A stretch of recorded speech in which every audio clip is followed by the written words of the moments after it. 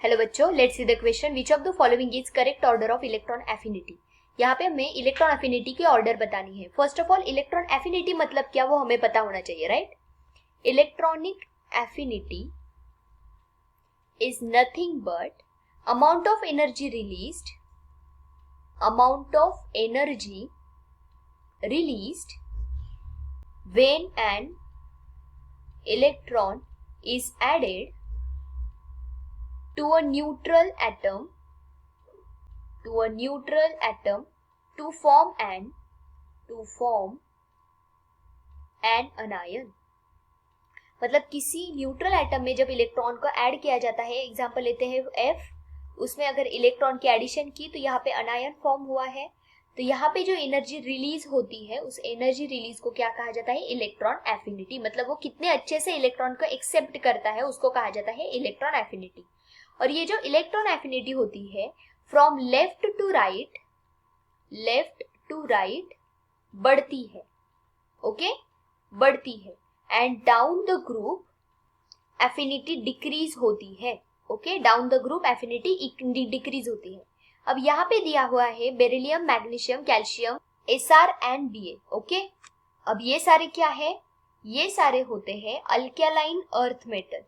ये सारे क्या है? बेरिलियम, मैग्नीशियम, कैल्शियम, ये जो सारे हैं ये अल्केलाइन अर्थ मेटल है, अल्केलाइन अर्थ मेटल।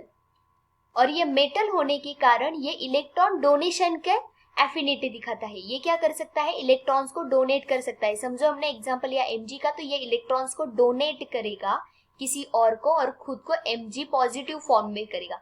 मतलब ये खुद को इलेक्ट्रॉन एक्सेप्ट नहीं करता, तो इसके वजह से इसकी एफिनिटी होती है 0। इसकी इलेक्ट्रॉन एफिनिटी होती है 0, मतलब ये खुद इलेक्ट्रॉन्स को एक्सेप्ट नहीं करता है। उसके बाद अगर बी को देखिए, यहाँ पे दिया है nitrogen, phosphorus, arsenic, Sb and bismuth.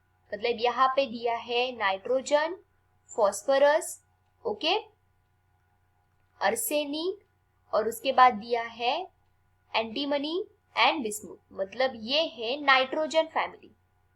ये पूरी कौन सी दी है?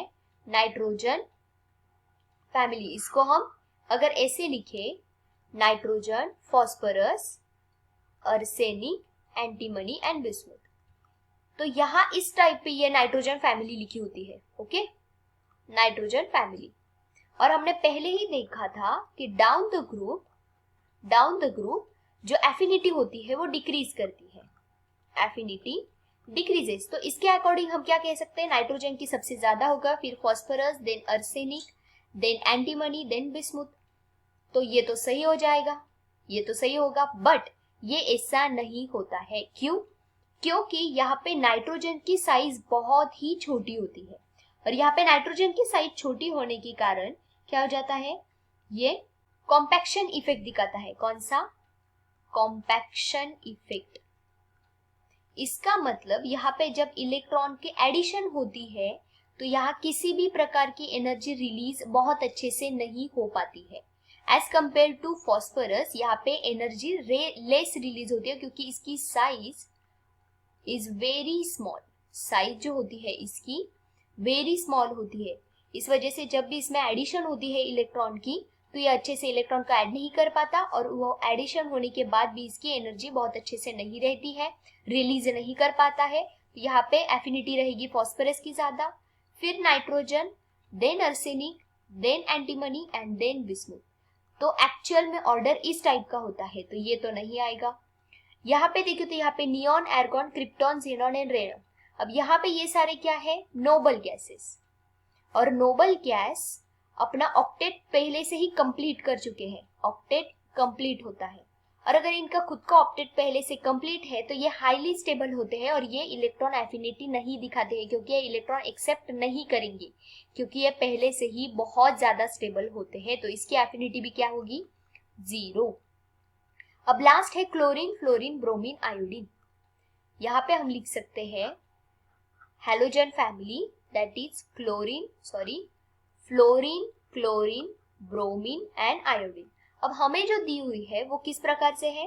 क्लोरीन पहले है, then fluorine, then bromine, then iodine. और हमने कहा था कि जैसे नीचे जाएगा तो ऑब्वियस इसकी एफिनिटी बढ़ेगी, तो फ्लोरीन की सबसे ज्यादा होनी चाहिए थी, पर यहाँ पे क्यों नहीं है?